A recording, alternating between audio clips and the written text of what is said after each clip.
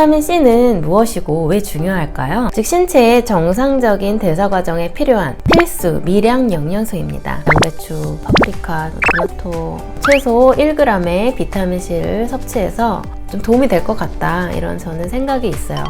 또 이제 피부과 의사로서 화장품에 대해서 또 한번 얘기를 해볼까 해요. 바르는 비타민C 도포제, 여러분들 관심 많으시죠? 비타민C 세럼 정말 많잖아요. 사실 피부에서도 항산화가 중요해요. 우리 몸은 정말 세포 하나하나로 구성되어 있거든요. 여러 가지 세포로 구성되어 있는데 피부도 마찬가지죠.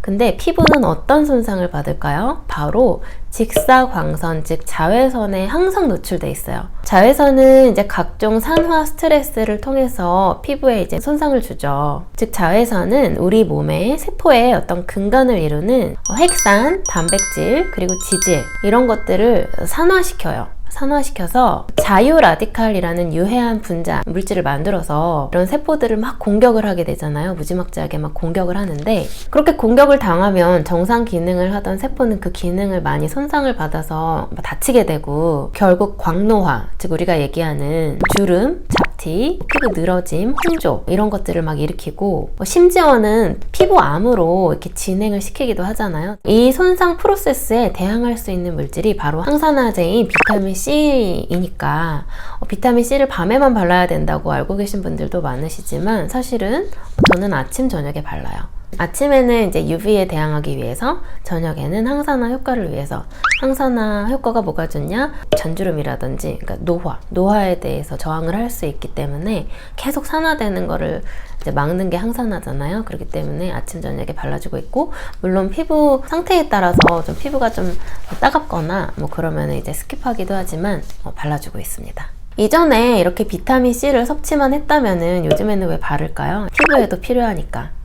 근데 먹으면 그게 다 이제 피부로는 안 가나? 안 갈 수도 있어요. 왜냐면은 먹어서 섭취한 어떤 물질들, 음식을 포함한 모든 물질들은 흡수가 되고 체내에 막 분포하게 되죠. 퍼지고, 그리고 또 이제 여러 기관을 통해서 대사하는 과정에서 피부에 도달하는 양이 굉장히 제한적이게 된다고 해요. 그래서 피부에 이것들을 직접 발라서 비타민 C 같은 항산화 물질을 피부 세포에 직접 전달하자, 이런 논리인데요. 그런 논리로 이제 비타민 C가 함유된 어떤 화장품, 주로 세럼들이 다양하게 아주 상품화돼서 판매가 되고 있는 거예요. 제가 선택한 세럼은 제가 늘 이제 유튜브라든지 뭐 인스타그램 이런 데서 자주자주 소개하고 있는 이 제품인데요. 제 돈 재산이에요.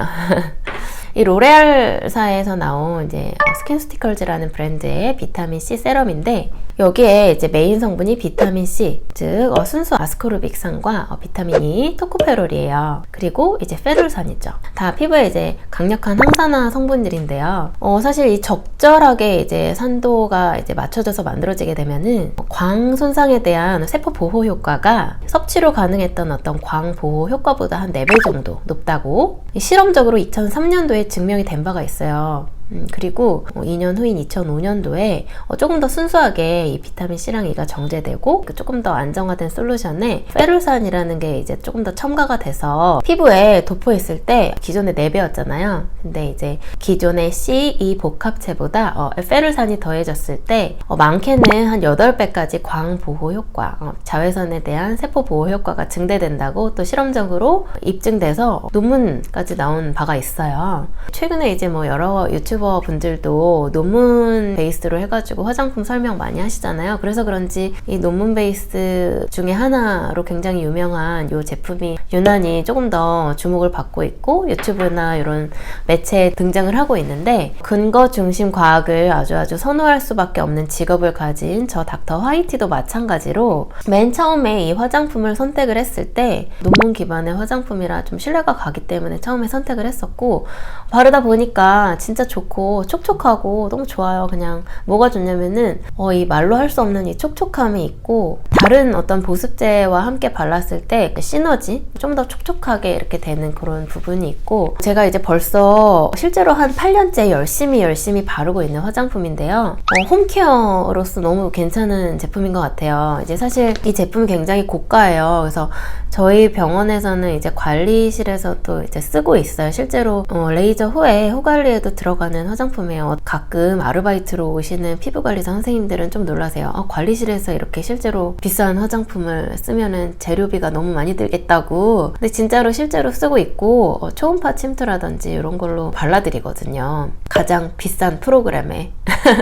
근데 어쨌든 이제 꾸준히 발랐을 때 진짜 얼굴 환하다, 뭐 했냐 이런 말 정말 많이 들었거든요. 근데 이제 저는 뭐 토닝이나 뭐 그냥 일반적인 이제 관리 말고는 사실은 홈케어가 전부인데, 물론 이제 고주파도 하고 저는 이제 많이 하지만 시너지는 확실히 있다고 느껴가지고 정말 제 돈 재산으로 8년인째 열심히 바르고 있어요.